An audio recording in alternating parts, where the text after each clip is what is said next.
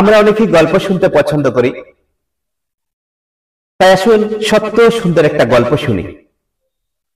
বলছিলাম বনু উমাইয়াদের একজন শ্রেষ্ঠ শাসকের কথা, যিনি একজন বড় আলেম ছিলেন, যাকে দ্বিতীয় ওমর বলা হতো। তিনি খুলাফায়ে রাশিদিনদের পুঙ্খানুপুঙ্খ আদর্শ অনুসারে স্বীয় রাষ্ট্র পরিচালনা করতেন। আর তিনি হচ্ছেন হযরত উমর ইবনে আব্দুল আজিজ রাহমাতুল্লাহি আলাইহি। হযরত উমর ইবনে আব্দুল আজিজ রাহমাতুল্লাহি আলাইহি নিজেকে বাইতুল মালের একজন শ্রেষ্ঠ আমানতদার মনে করতেন। তিনি বাইতুল মাল থেকে একটি কানাকড়িও নিতেন না।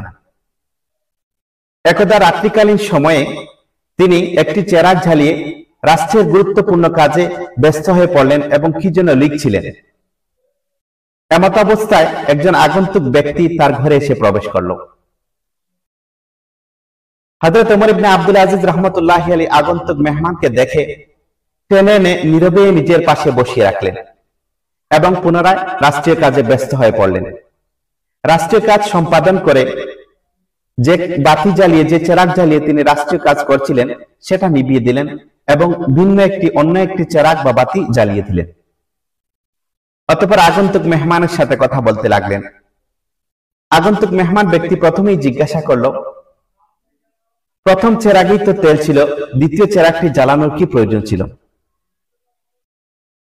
হযরত উমর ইবনে আব্দুল আজিজ রাহমাতুল্লাহি আলাইহি এর জবাবে বললেন, প্রথম চেরাগের তেল কেনা হয়েছে বাইতুল মালের টাকা দিয়ে, আর দ্বিতীয় চেরাগটির তেল কেনা হয়েছে আমার নিজের টাকা দিয়ে। সুতরাং বাইতুল মালের টাকা দিয়ে ক্রয় করা তেল জ্বালিয়ে আমি আমার ব্যক্তিগত মেহমানের সাথে কথা বলতে পারি না। এই জন্য আমার টাকা দিয়ে তেল কেনা হয়েছে এমন বাতি জ্বালিয়ে আমি আমার ব্যক্তিগত মেহমানের সাথে কথা বলছি।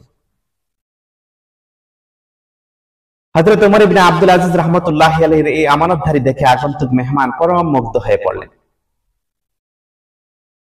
আলোচ্য এই ঘটনা থেকে আমরা একটাই শিক্ষা অর্জন করতে পারি, আল্লাহর রাসূল সাল্লাল্লাহু আলাইহি ওয়াসাল্লাম এবং তার সাহাবায়ে কেরাম রাদিয়াল্লাহু তাআলা আনহুর অনুসারী শাসকরাই এমন হন। তারা নিজেদের কাজে রাষ্ট্রের কানাকড়িও ব্যয় করেন না। তারা নিজেদেরকে একজন আমানতদার শাসক হিসেবে সাব্যস্ত করেন, একজন আমানতদার শাসক হিসেবে মনে করেন।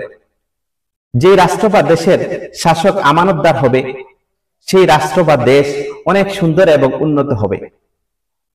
আল্লাহ রাব্বুল আলামিন আমাদের প্রত্যেক মুসলিম দেশের প্রত্যেক শাসকদেরকে যেন, প্রত্যেক দায়িত্বশীলদেরকে যেন আল্লাহ রাব্বুল আলামিন একজন আমানতদার শাসক, এমন একজন আমানতদার দায়িত্বশীল হিসেবে আল্লাহ রাব্বুল আলামিন কবুল করেন এবং আমাদের দেশ ও জাতিকে সুন্দর করে দেন। আল্লাহ রাব্বুল আলামিন যেন আমাদের এই প্রার্থনা মঞ্জুর করেন, আমিন।